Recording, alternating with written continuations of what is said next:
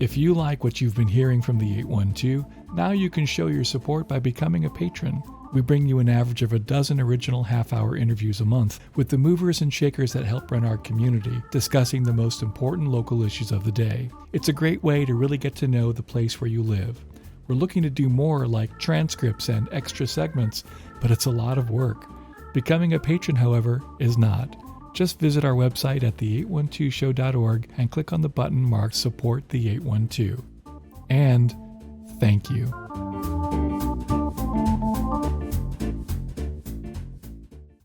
You've heard the mantra, reduce, reuse, recycle. How much have you really embraced it, though? Today we meet someone who has. Welcome to the 812.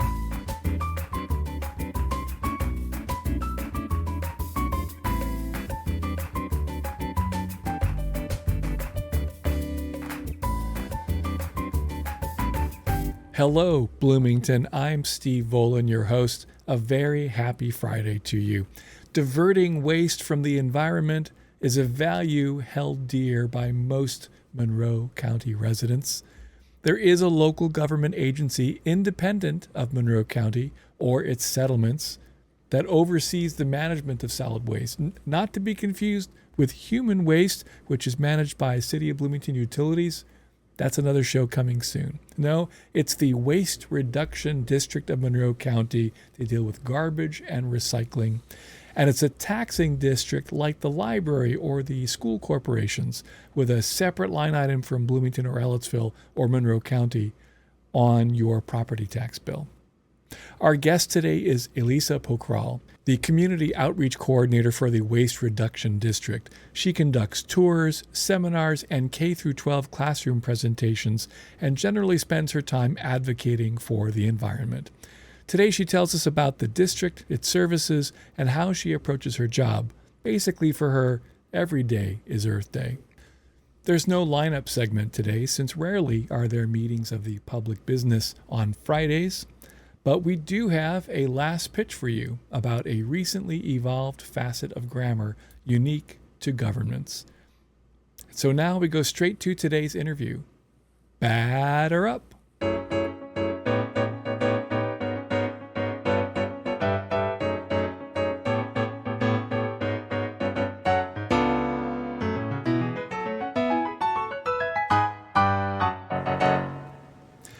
This is the 812.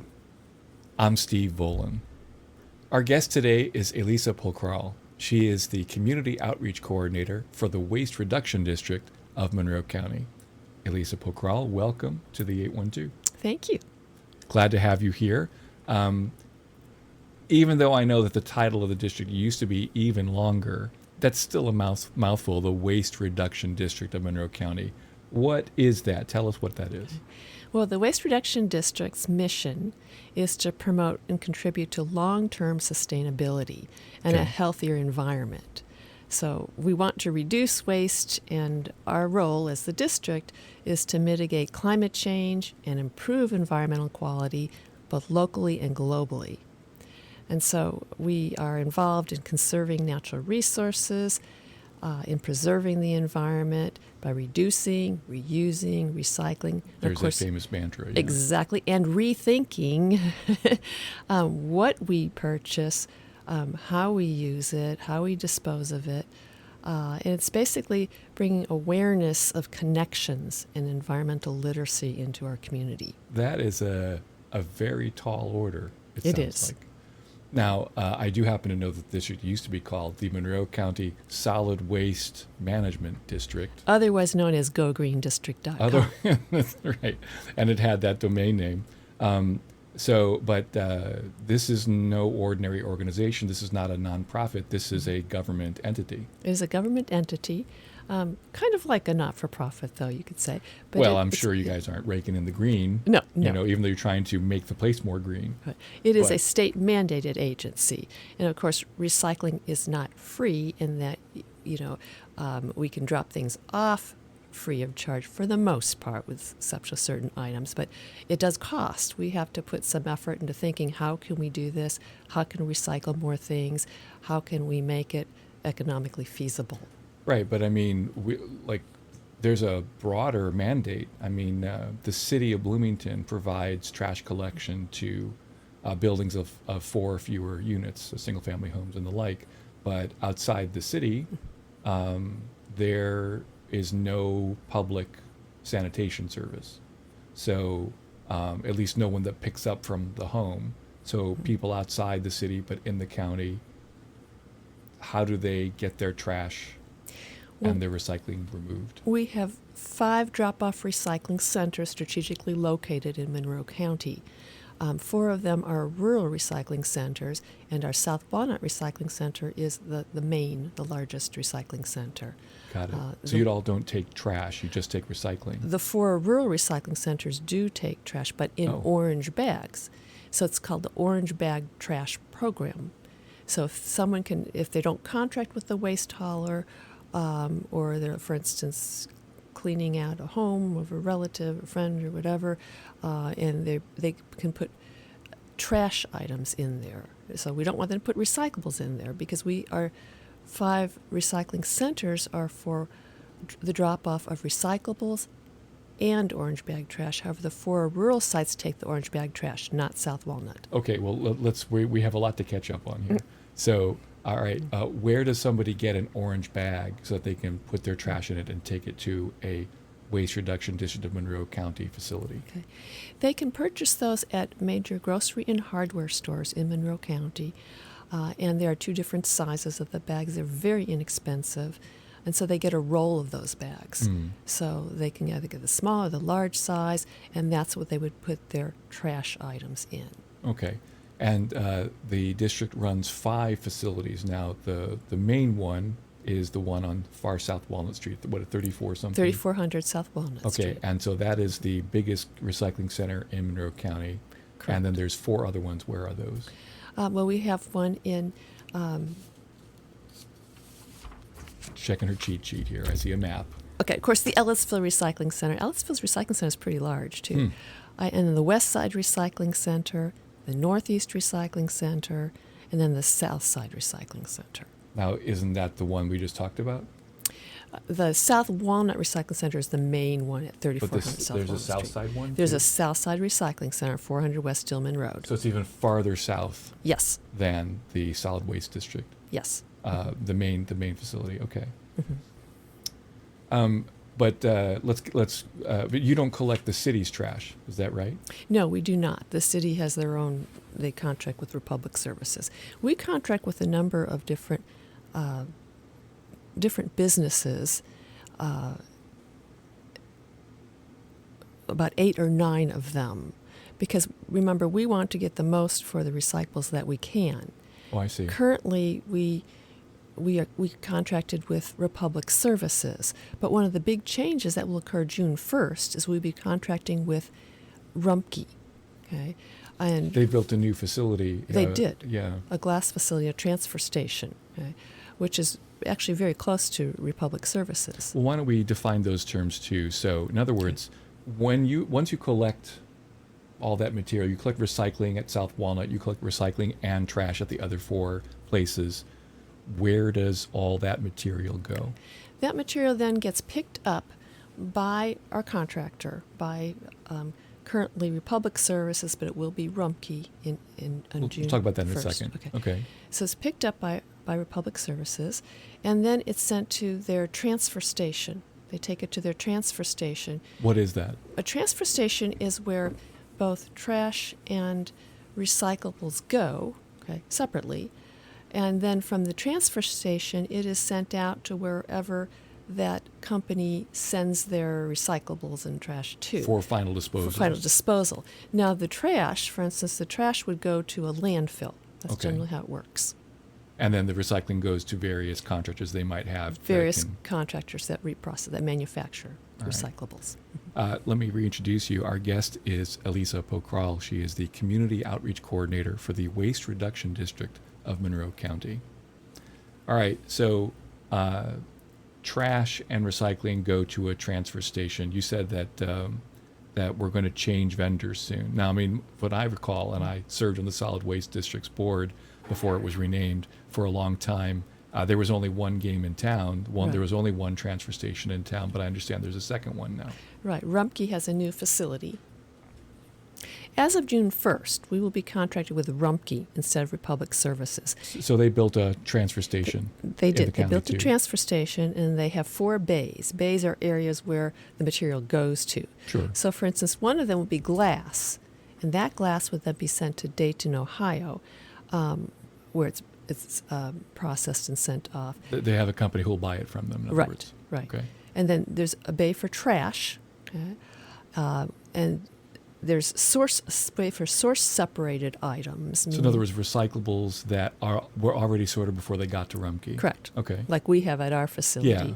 And then there's single stream from places, for instance, the city would have single stream. Right. So Everything's city, combined. yeah, city residences we just put everything into one bin. Right. All right.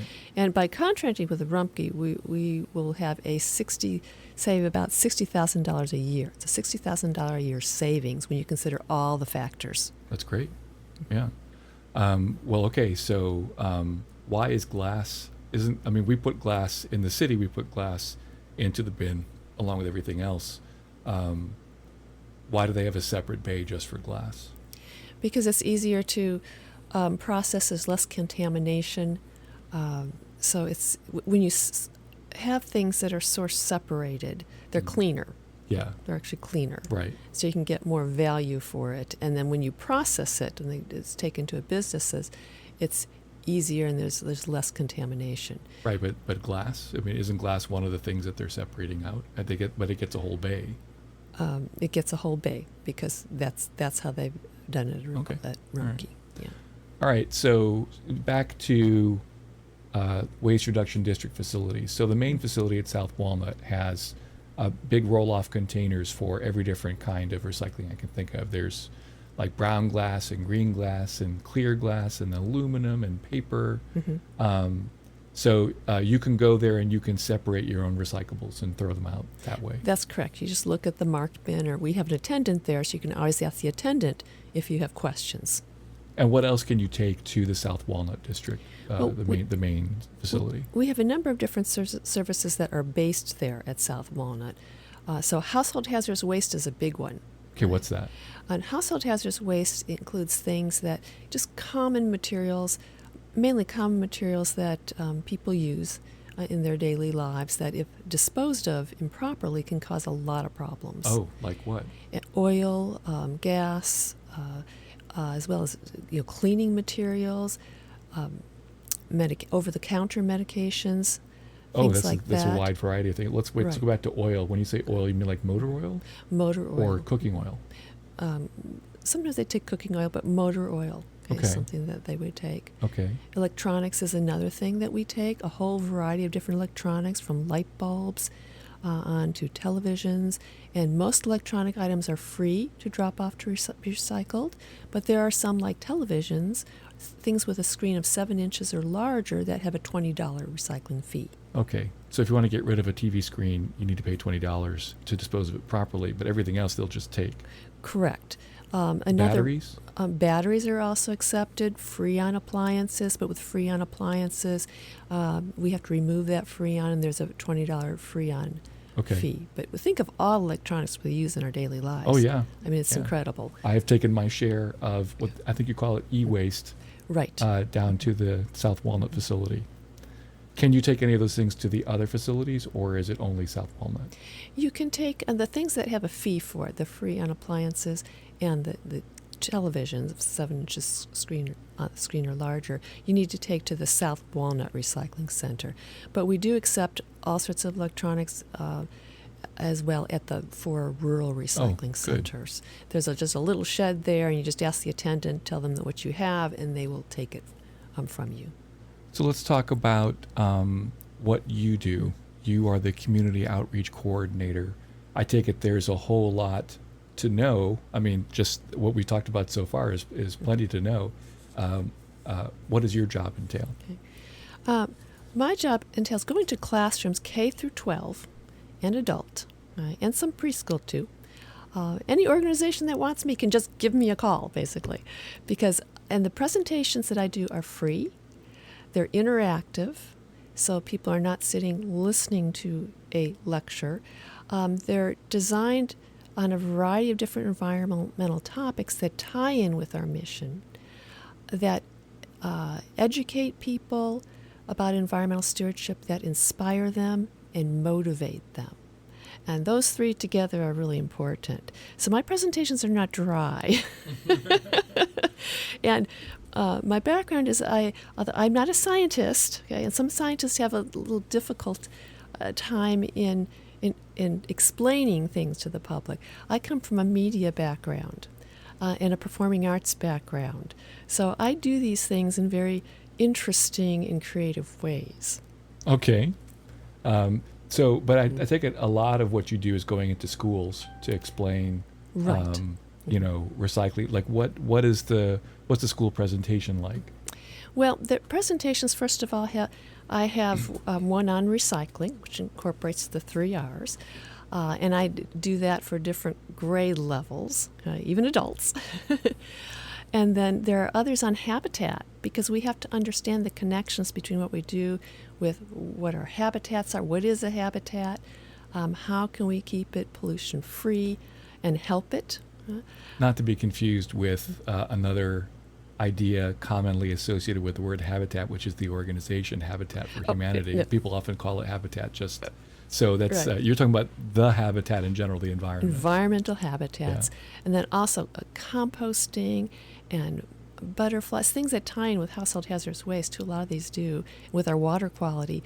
Butterflies and worms and frogs, all these things, and climate change, all these things we need to know about. We need to know what our connections, what our impact is. So what you're talking about is you invoke charismatic megafauna for your purpose. Is I what like you're saying. that, You yes. like to talk about cute animals to get people to say, hey, you got to pay attention to this. But not all that, because we do get into what you can do in your yards.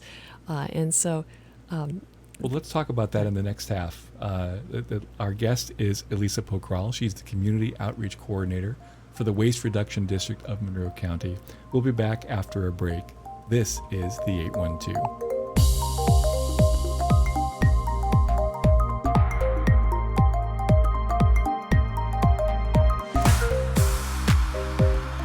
The 812 is sponsored by Brightside Cafe. If you're on a gluten-restricted diet, good news. Brightside is the first Bloomington restaurant dedicated to serving food that's 100% gluten-free. Whether it's their sandwiches, soup, chili, baked goods, or breakfast served all day, everything's delicious and you don't have to be gluten-free to enjoy it. Brightside Cafe, downtown on the ground floor of Fountain Square Mall. Open 7:30 to 4 weekdays and 9 to 2 weekends. More info at brightsidegf.com.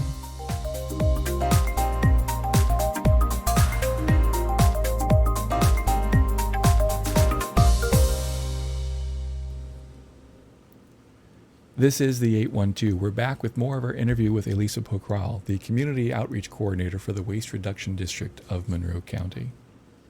So before the break, we were talking about the work you do as the Community Outreach Coordinator. You put on a lot of presentations every year. You present to adults, businesses, interest groups. You also present a lot in K through 12, all different age levels, I assume. Can you give us an example of something you might make a presentation about? For instance, I have an energy presentation coming up, and with fourth graders. Oh. And so what I do, and I even do this with the young ones, to the younger ones, is that I will, we talk about energy first of all. Where does it come from? How do we use it? All those basic things, how we use it in our daily lives, and then I'd illustrate it in have them do Tai Chi. Oh. And Tai Chi is a Chinese health and relaxation exercise. That's people standing and moving very slowly together right. in unison, these strange motions. I've done a little bit of it. Okay. At first we do the Western exercise, running in place. Okay, what are we using? All these things. And then we do the Chinese health and relaxation exercise. And what does that illustrate? It illustrates that energy is transformed. Energy is never one thing. It's constantly changing in our world, flowing in our bodies, flowing in nature. And we have to be conscious of it in order to be healthy individuals and conscious of it because it's all around us. It's in living and non-living things. This is not where I thought this presentation would go. All right. And so how do you connect it to the work you do? Then we connect it to how you use energy. What do you use in your households? Mm-hmm. How do you conserve energy? Why it's important, what that word means, how you can, all sorts of things you can do to reduce climate change. And, solar comes into the picture.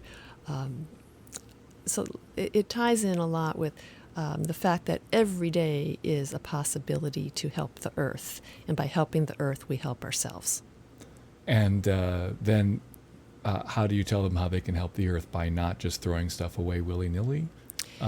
Where does it go from there? I give them examples of what we can do. And they come up with examples of what they can do, like when you leave a room, do you turn out the light, and things like that. I ask them. So it's not just me telling them, it's them thinking, oh, this is energy. Now, what can I do to help our earth and help my family reduce utility bills? Do you have stories about the kids going home and making their parents recycle? Oh, yes. It's called the nag factor. And I get in trouble for it sometimes. But I'm very recognizable in the stores and in the library, and kids have come up to me or point to me and say, hey, Mom, Dad, that's Miss Elisa. So it does get passed down. I always have handouts for the kids, too. I have some for the parents and some for the kids, fun word searches, puzzles, things like that. Sure. They look forward to it. They're excited. So kids are excited, and the most frequent comment when I come is, "So what are we going to learn about today?" I mean, how do you even keep up with all? There's a lot of schools in the county. I mean, how do you even? I have my regular, and it's still building. Since the not every classroom takes you up on. No. Okay.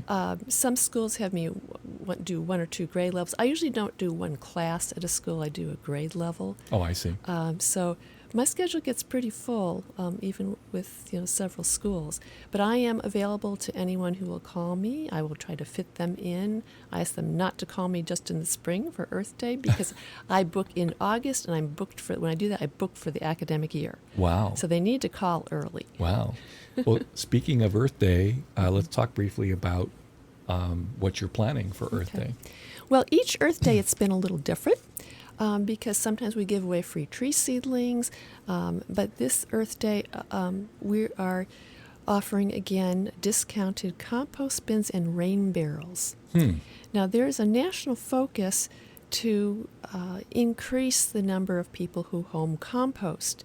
Because when we throw food waste into a landfill, it creates methane gas, right, which is even more potent than carbon dioxide. So we want to increase the numbers of people who compost the food waste. And I remember when I was still on council hearing a statistic that a full 39% of Monroe County's solid waste is organic material that could be diverted.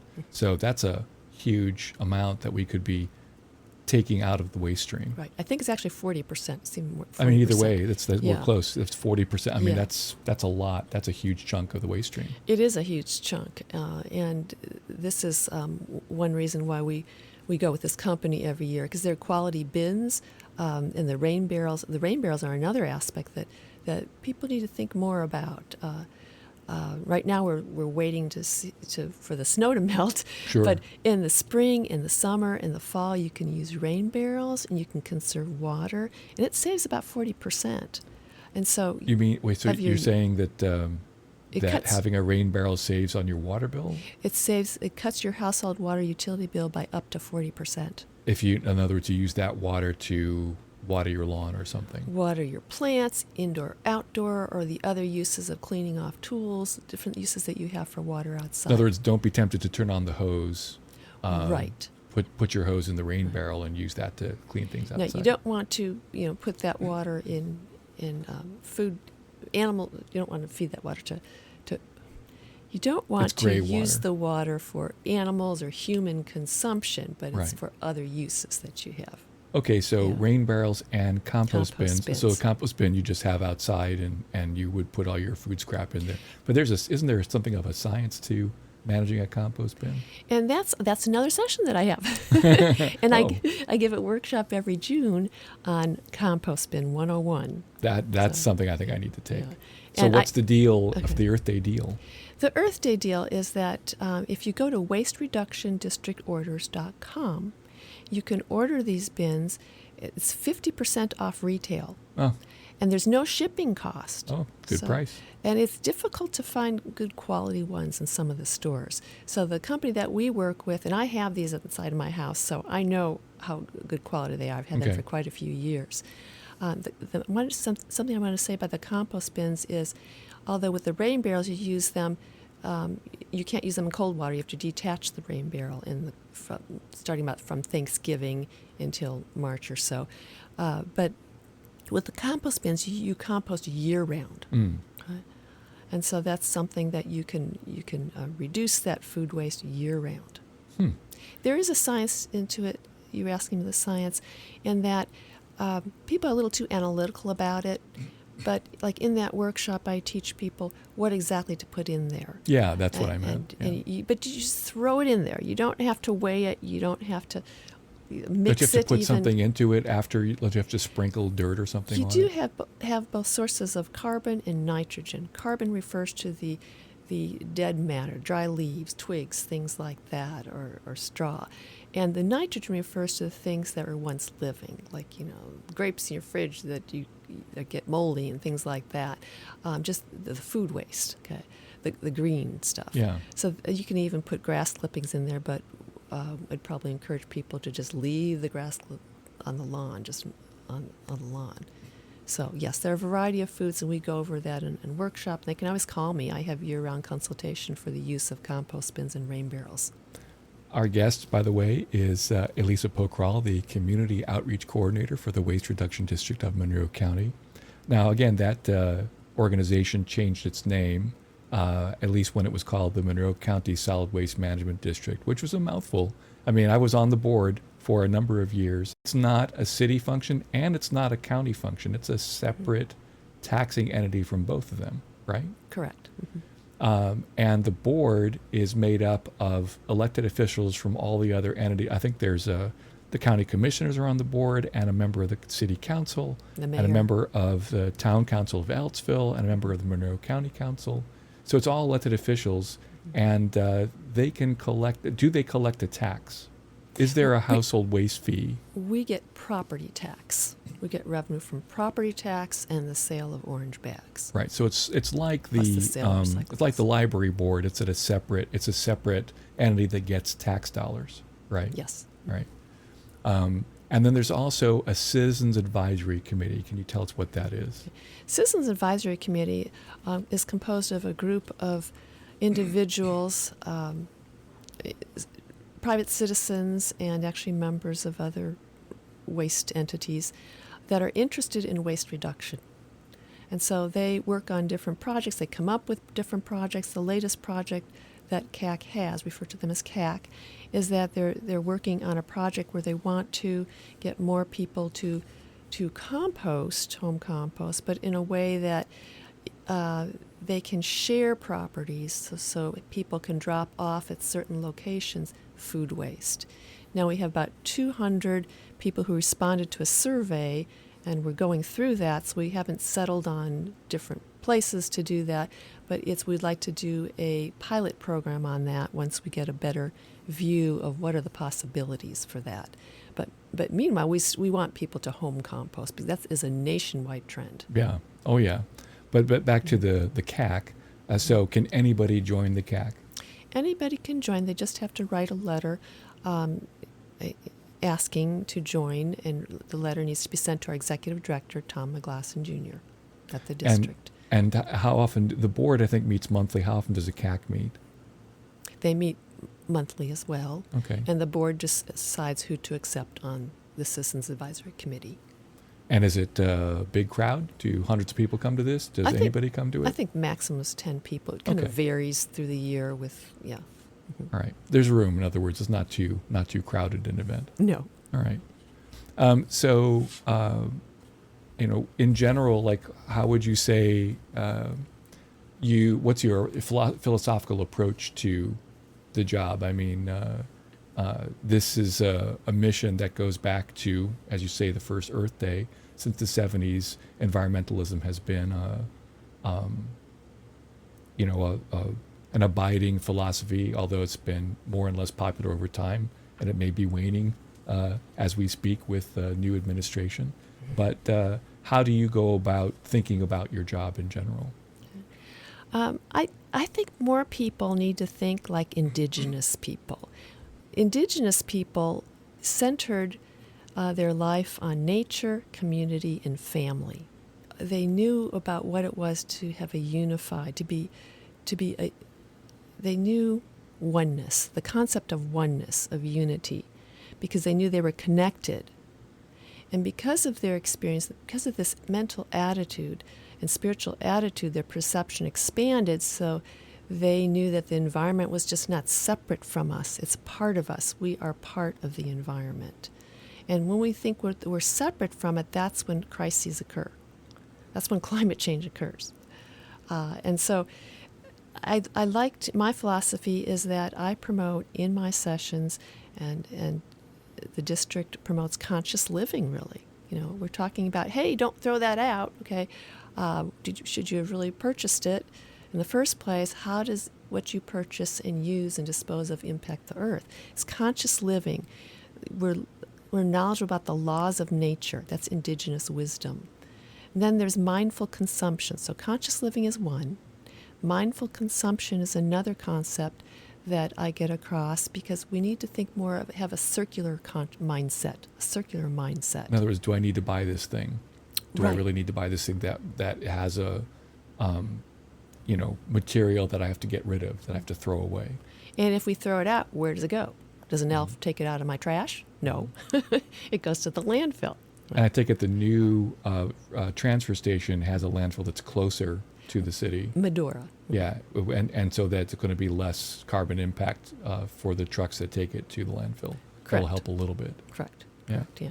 And the third thing is our collective impact. So I want people to be aware of, just like the indigenous people have conscious living in their minds, they have mindful consumption, the collective impact. Collective impact refers to the fact that we need to increase our awareness, increase our sense of connectivity to our environment, and have an increased perception of unity, have a perception of unity. So what you're saying is that are you saying that it's too easy to think that you won't make a difference by changing your ways? Is that what you mean? Exactly. There's power in one person, and it adds up with every person who has this mindset of collective conscious living, mindful consumption, and collective impact. On that note, Elisa Pokral, thank you so much for being on the show. Thank you. Elisa Pokral is the Community Outreach Coordinator for the Waste Reduction District of Monroe County. We'll be back after a break. This is the 812.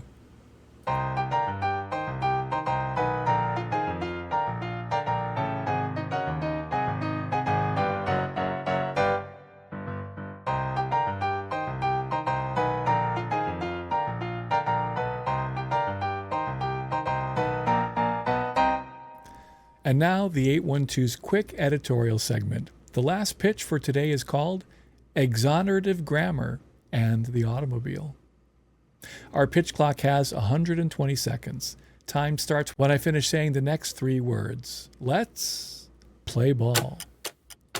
In a 2022 study, scholar Michael Conklin describes, quote, how the use of passive language absolves police officers from public and media accountability after a shooting, unquote. Political analyst William Schneider called this verb tense the, quote, exonerative past, unquote. When a headline reads, an officer-involved shooting instead of an officer shot someone, the editor is distancing the actor from their action. Conklin writes how police departments increasingly wield this grammar to sidestep responsibility for excessive uses of force. Presidents use the exonerative tense too. Ronald Reagan was the first in 1987 when talking about the Iran-Contra affair, he offered that, quote, mistakes were made, unquote. Exonerative grammar can be found in a different sphere of local government as a noun instead of a verb, but it reflects an all too common grammar choice by all of us citizens.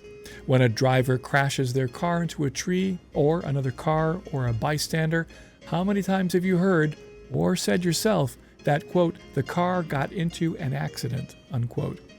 We know better. When a mass murderer uses a car as a weapon to drive into a crowd, as happens frequently these days, no one describes that as an accident. To refer to a car out of control as having accidents preemptively exonerates the driver. Cars don't drive themselves, at least not yet. The better word is crash. Our city's Department of Planning and Transportation tallies crashes. The state of Indiana calls what it collects standard crash reports. But the police department page to file a traffic report still refers to them as traffic accidents. Even when cars do drive themselves someday, a crash will always be someone's fault. The manufacturer, the local government responsible for the road conditions, may be both. Mistakes don't get made. No, we must stop making them. That was our last pitch, aimed right over the plate. Did we throw a strike? Visit us at the812show.org and click the Contact Us link and let us know.